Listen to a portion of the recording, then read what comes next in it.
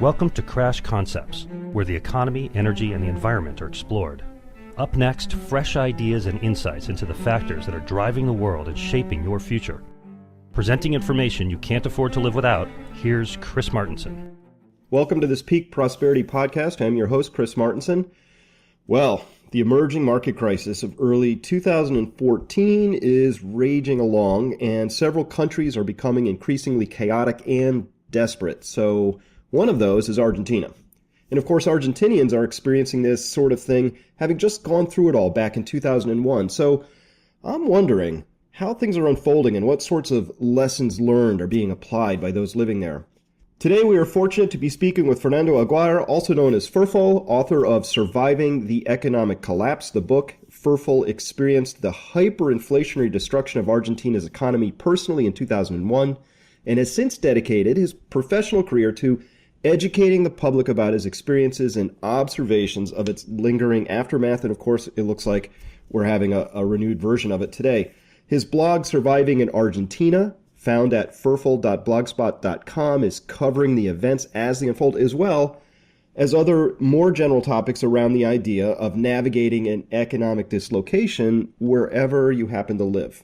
Given rising concerns about the possibility of an unfortunate conclusion to central bank meddling, our listeners are increasingly asking to hear from voices that have firsthand experience with what it's like to live through a large, shall we say, adjustment process.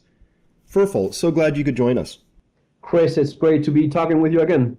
Okay, bring us up to date. What's happening in Argentina right now with respect to its currency, the peso?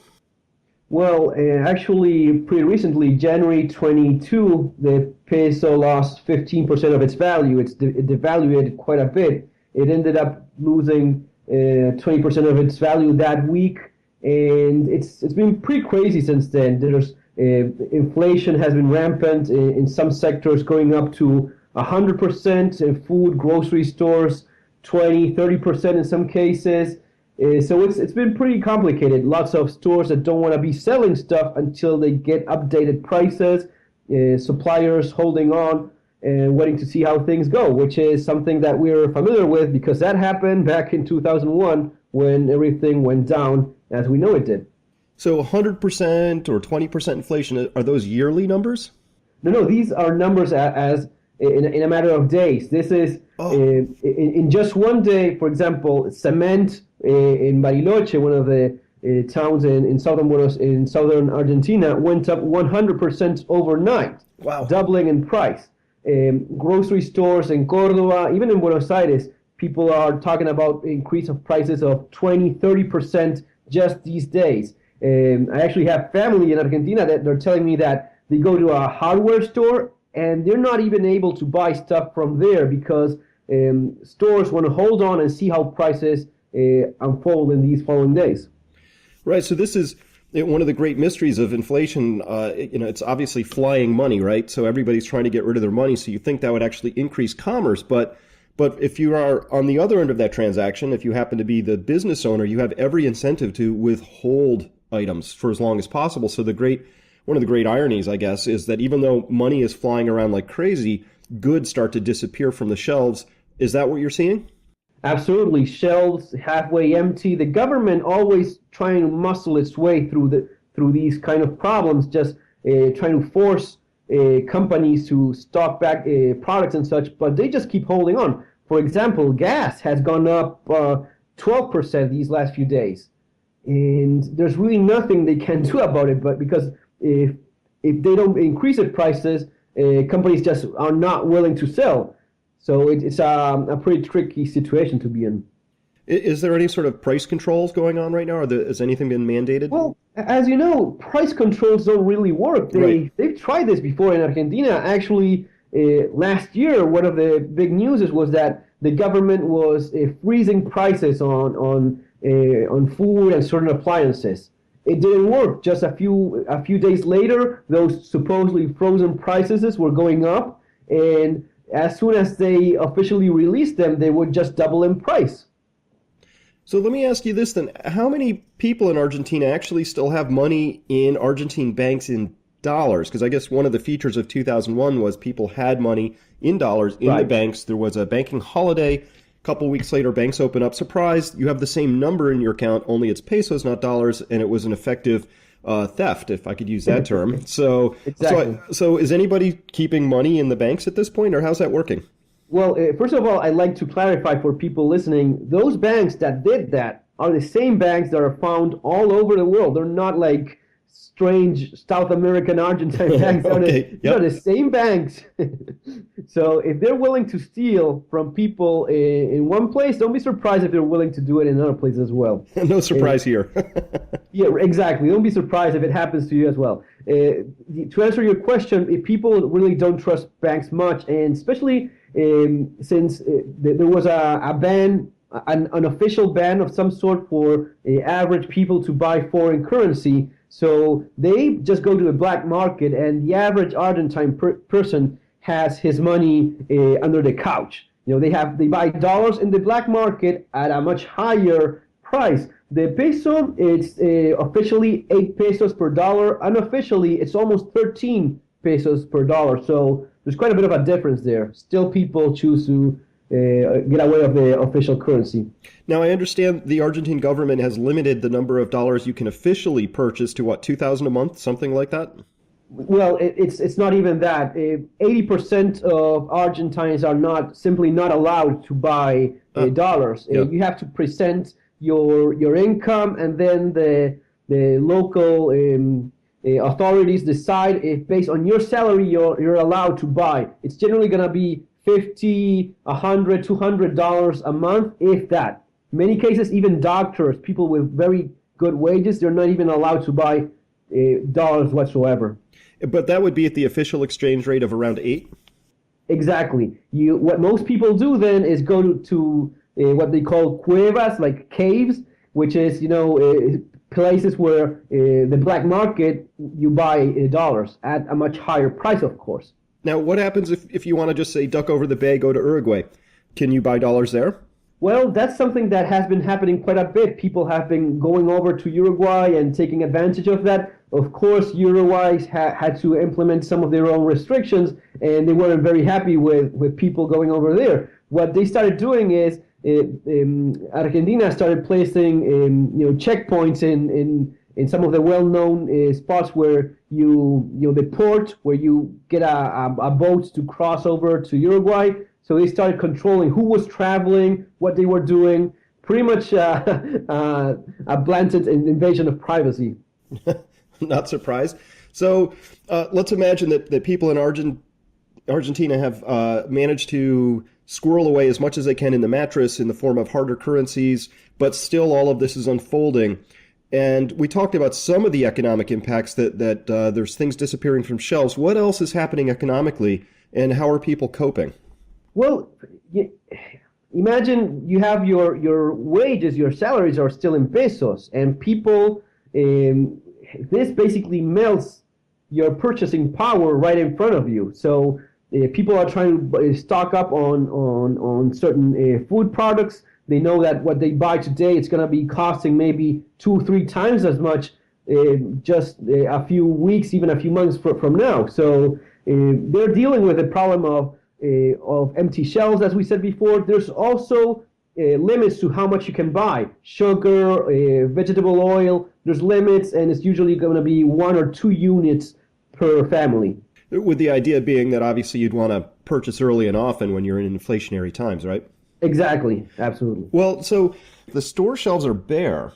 What's the impact on jobs going to be going down the road? There's no way of being certain of anything in Argentina, especially with this scenario. You're looking at, people are not. There's people that honestly do go hungry, but for the average guy that does have a job right now, he's going to be getting by. Maybe he's going to be having to eat something else. Maybe he's going to be having to eat more rice than meat and such. At the same time, it's having lived in Argentina for so long, you get used to living week by week, month by month. That's as far as you can plan. There's already no credit. There's already no credit with your credit card so as to make 12-month payments or 6-month payments. So things get just a little bit tougher. Now, the government of Argentina at this point in time, are they committing the same mistakes that led to the 2001 crisis? There was this recovery period, a little debt default. Everything seemed to be going well again. Of course, as we now know, much of that was due to the fact that the whole world was being reflated with dollars everywhere, right, and yen and euros and other things. So the developed world was flooding the world with dollars. The so-called undeveloped parts of the world were benefiting from all of that. Now that the tide is turned, governmentally, are you seeing were the same mistakes made, which was, wow, times are good, let's just pretend like everything's right and good, or had real structural reforms been made? No, there's really that's one of the things that worries people the most. There's really no plan for anything.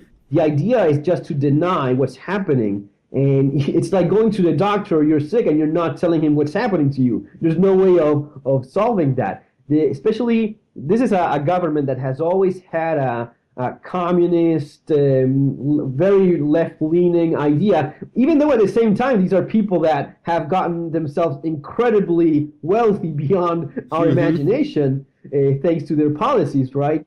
Yep. And there's no plan whatsoever. The idea is, right now, for example, the president has seized all sorts of communication. She's just not making public appearances of any kind. The Minister of Economy, he has these Kenyan ideas of economy that really don't work. More restrictions, more freezing of prices that just doesn't get the job done. Now, in your book, you mentioned that actual survival skills that some people think of, boiling water in bamboo contraptions or whatnot, that those are relatively low on the coping totem pole, and that things like fitness, physical fitness, haggling, extreme budgeting, those are more important early on. How does that advice map into what's happening in Argentina right now? Well, it's something that people are, I think they never got rid of those skills. They've needed them to survive ever since.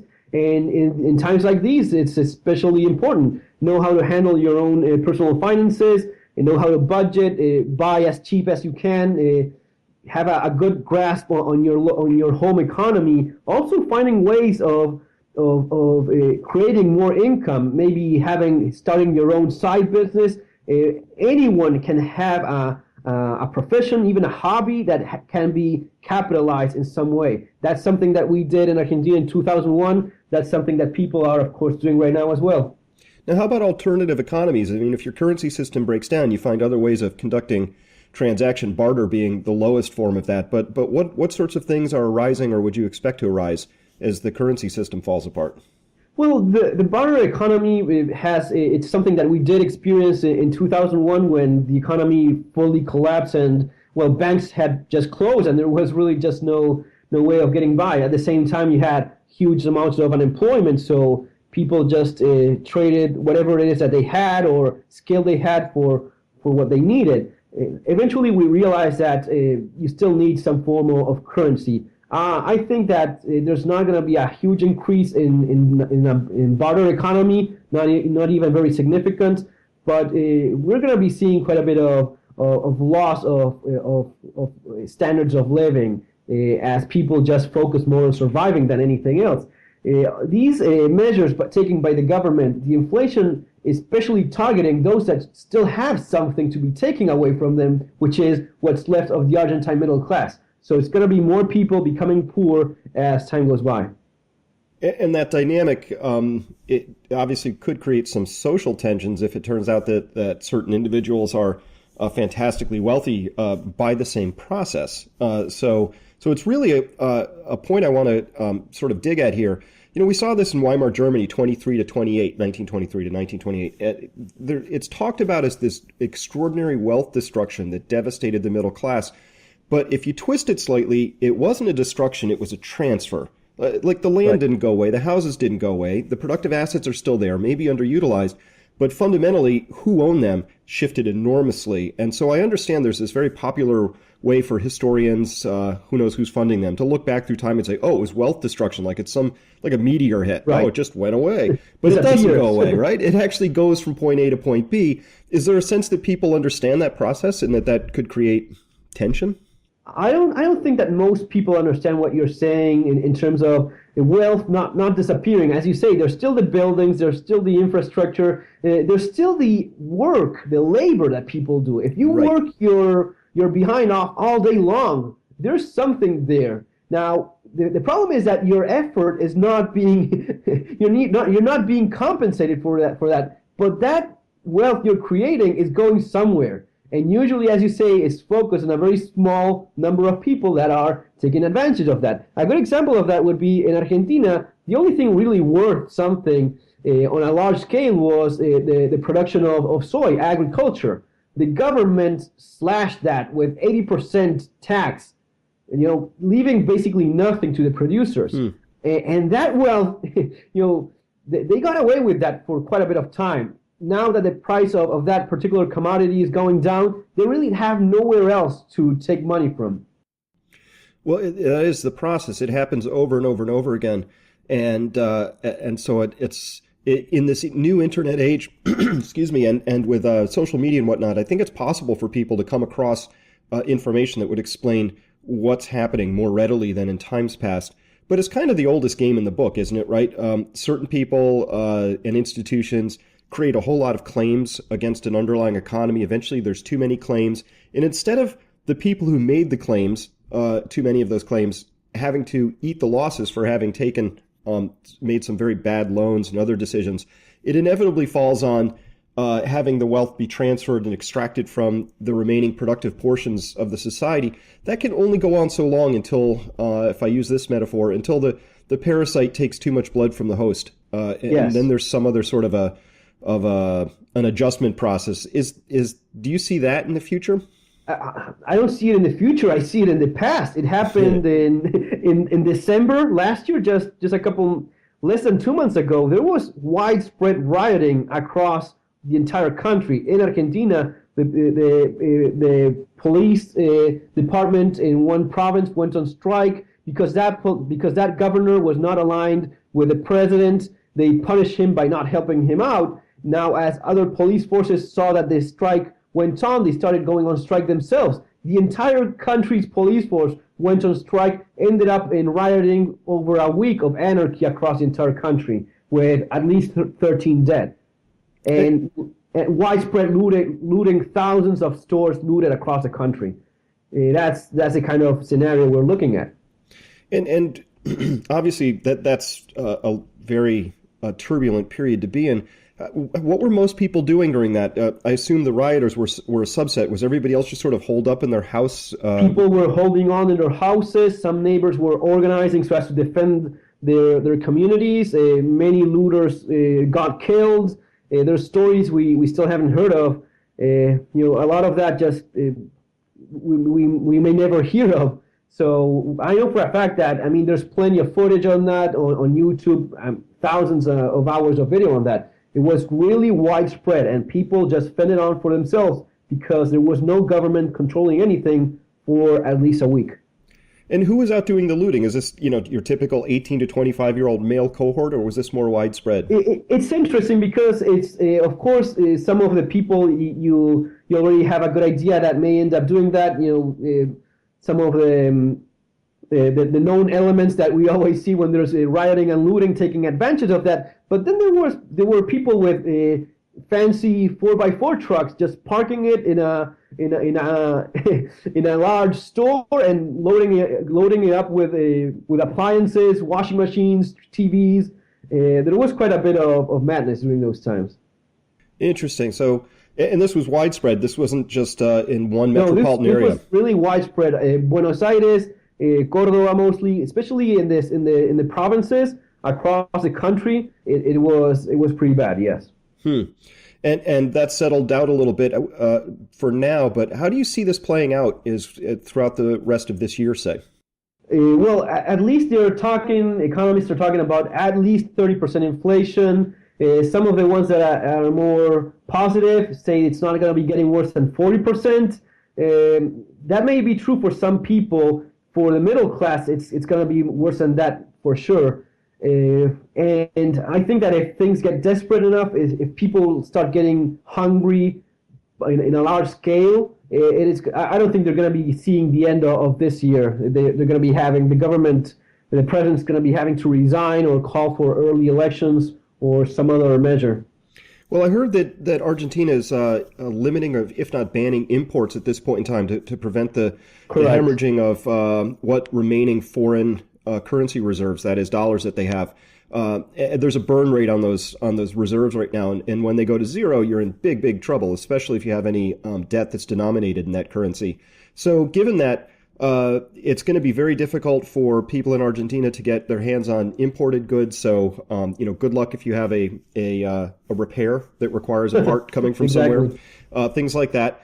And what is Argentina's main exports? Like, where is it getting its hard currency from? Well, soy production was called like the green oil, the green gold. Mm-hmm. Some of the phrases used. That was the main thing they were exporting, and they still do. But I mean, they've already taxed that so much, and the price is not going up anymore. So, and they already looted the personal savings of people, their retirement funds. They nationalized those. Mm-hmm. So there's really no one else to take away money from. There's really, I mean, imports, as you were saying, this isn't anything new. It's been going on for at least a year that imports are basically stopped. And even for the average person buying stuff online, it's not going through customs anymore. It's getting stopped. You're only allowed to buy 2 items, and it hasn't got to be more than $25. I mean, it's a pretty bad scenario to be in. So what I'm wondering then is around the advice that you would give, like knowing that you could see these things coming. My personal advice is you want to prepare early and often, but that's when things are still working well. I think that when you're in the throes of the crisis, like Argentina is right now, that moment of trying to go out and stockpile and accumulate, I actually think that's not a responsible thing to do, because at that point, everybody is, you can't have everybody trying to hoard at the same time, because then that's really unfair and a lot of people get left out. So I think there's a strong case to be made for preparing early and often, but once you're in the middle of it, that's no time to try and figure out how you're gonna take care of these things. How many people do you think had done the prepare early and often model? How many Argentinians had saw this coming? Well, I think that everyone saw this coming, especially there's really no way to expect anything else with the measures they were taking. But Argentines are pretty much used to this sort of thing, so they just roll with it. They just when they don't have, they just do without. They have a family helping each other. It is, it's the way a lot of people have been living for most of their adult life, if you think about it that way. I think that, as you say, it's a good idea to be prepared in advance for this sort of thing. The supplies that we all know you should have: food, water, of course, at home in case there's problems. But when something like this happens in a country, when it's so bad, there's really not. It's not a short or medium term period of to go by. I think that the best thing is what I did myself is just get out of there as soon as you can. Well, so let's talk about that. How many people do you think in Argentina have left, and who do they tend to be? Oh, well, this really started back in 2001. At least 300,000 ended up in Spain. So some numbers vary, but easily over 1 million people have left the country in all these years.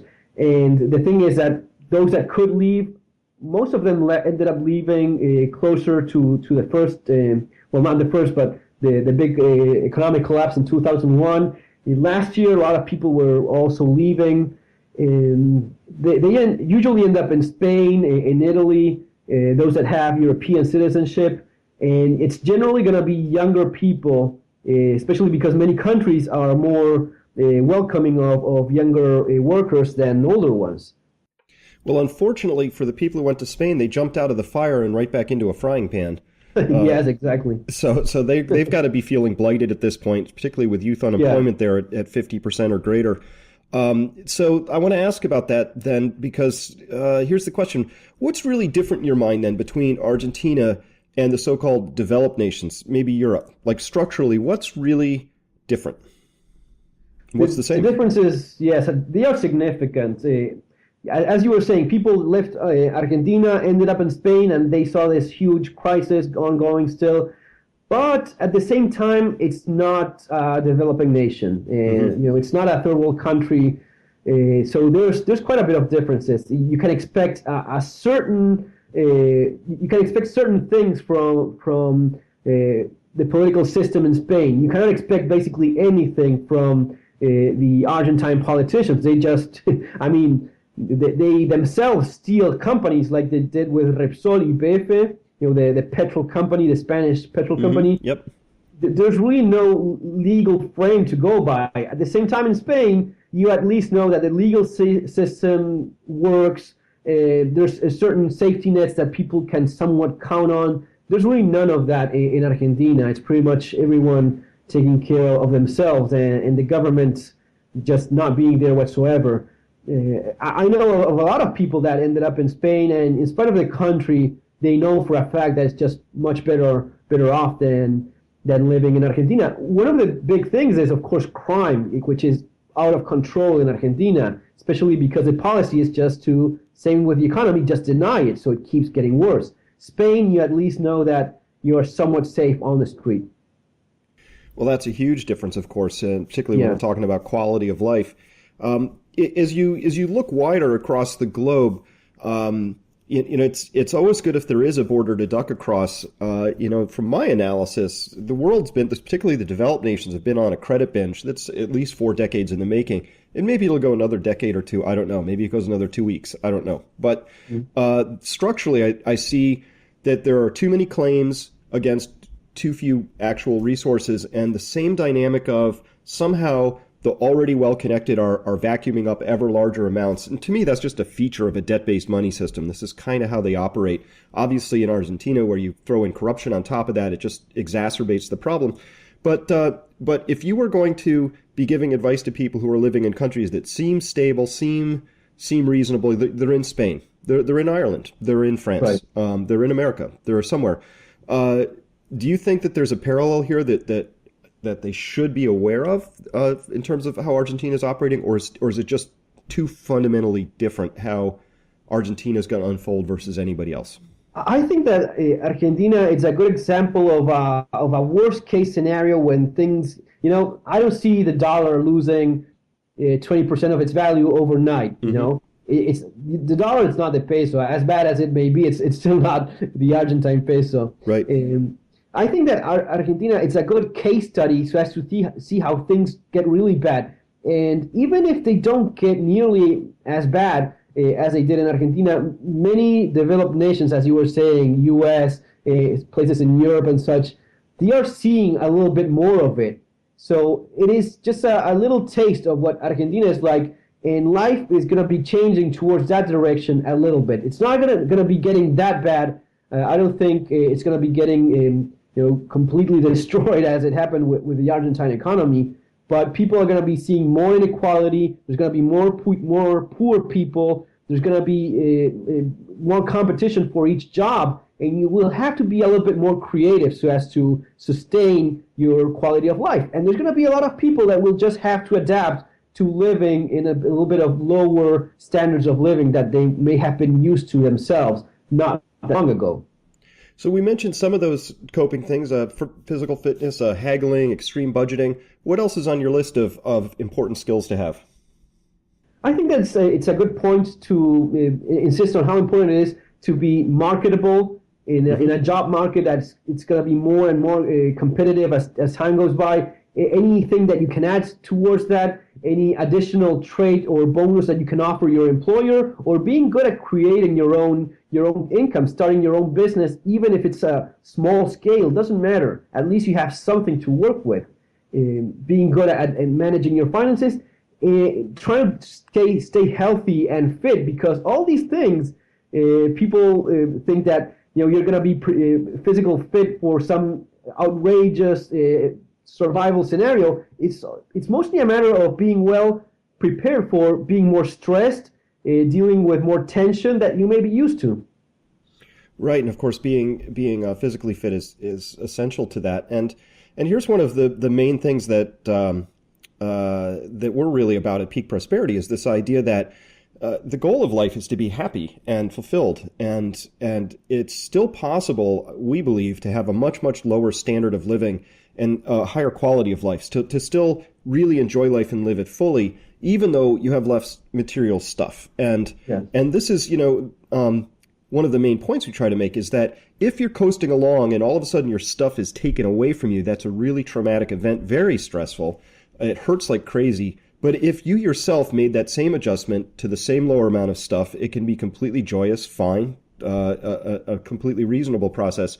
It's really a difference of doing it on your own terms rather than having it enforced on you by some other terms. That seems to us like to be I don't care what country you live in, that seems like a reasonable way to live. I think it's a great point. I think that especially Americans are maybe a little bit too used to finding pleasure in materialistic stuff. And this sounds like kind of you're all gone communist or something like that. No, it's not that. It's just understanding that really how important is the material part of your life. It has a place for sure, but is it the most important aspect of your life? Is that what defines you as a person? Or is it your family, or is it the quality of time that you have in this life? Exactly. So sometimes, the opportunity in a crisis is we get to re-examine those things and become more conscious of them. So that's, I think, always the silver lining in this story. And yet, excuse me, it's very clear that Argentina is a fuse that's been lit. It's going to burn or smolder for a while. 30% inflation is no fun. 60% is even less fun. Who knows what the number will actually be? But ultimately, there will be some process where this will have to burn itself out, and then the rebuilding can start. That's the thing that worries me about the developed world, is that there has not been a forest fire in our financial ecosystem for many decades now. All of them have been squashed by the well-meaning firefighters in the various central banks. But of course, the tinder is just built, and we always worry that the next forest fire will be just a little bit more destructive than it should have been. And so to that point, what I try to advise people to do is to just be aware that these things can happen. They do happen. There are lessons learned, and people can go to your blog spot, ferfal.blogspot.com, to read more about what's actually happening in Argentina. There's really instructive lessons in there because it's happening. And of course, the culture dictates part of the outcome. I'm sure you would have a very different outcome in Japan because of demographics, because of culture, because of all kinds of reasons. But understanding that how people behave when their money systems fall apart is pretty much universal, at least to some extent. And so I think there's a lot of really important things there for people to read about. And for you, FerFAL, what are you working on another book, or what are you working on now? Yes, I'm actually wrapping up a book on bugging out and relocating, which is what I did when I left. I think it's going to be a good book for people. Some of them have been asking for something like that. It is quite, as you were talking about before, it's quite enlightening to live everything that you've ever owned. I mean, we left ourselves with just 2 pieces of luggage each, just 2 suitcases each. And I remember being in the car and seeing, okay, this is all we have. These are all our material possessions. And at the same time, a few weeks later, when we were settling over here, I was talking about it with my wife, and we said, we don't need anything else. We have everything that we need. And with money, we buy the furniture that we needed or whatnot, the clothing. Everything else can be replaced. What you cannot replace is yourself, who you are, and your family.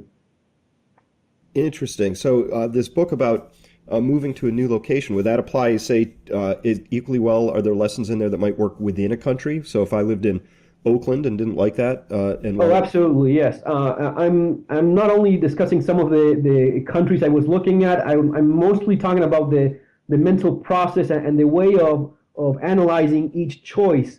That's why it's called bugging out and relocating. You can choose to relocate or not, and you may be lucky enough to never have to do that. Now, bugging out is something that can affect every single person. You just don't know if your house burns down, if there's a natural disaster of some sort, and you just have to grab a small bag and leave and lose everything. Happens all the time to people for various reasons. Well, it happened to 100,000 people around Fukushima. Exactly. And that's a permanent sort of event as far as their lives are concerned. Well, that's very interesting. We'll look forward to that when it comes out. When do you think that's coming out?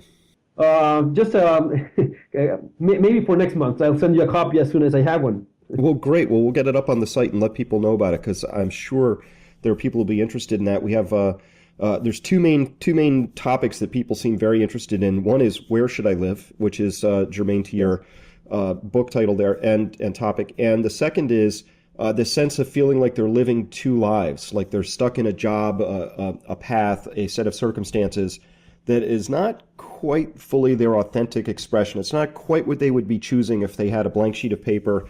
So they have a sense of wanting to be in some more fulfilling life. So there's that sense of somehow being trapped in the system, whatever that happens to be. So those are the two big things. Where should I live and how should I live, I guess, are those two big parts. And I think those are perfectly reasonable, prudent, normal, healthy things to be asking, particularly when you start seeing the trouble at the edges of the system. It's a very, very good thing to ask early and ask often.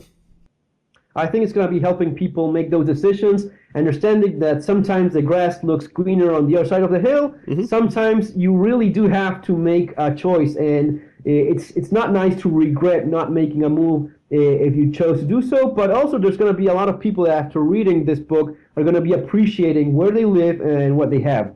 How about you? Do you regret moving? No, not one bit, not at all. I couldn't have been happier, especially seeing all this going on. It's the best thing we could have done, no doubt about it. Well, congratulations on the foresight, and I hope that your book has similar insights that can help people make their own decisions. And FerFAL, thank you so much for your time today. Thanks, Chris. It was, as always, great talking with you, and we have to do it again.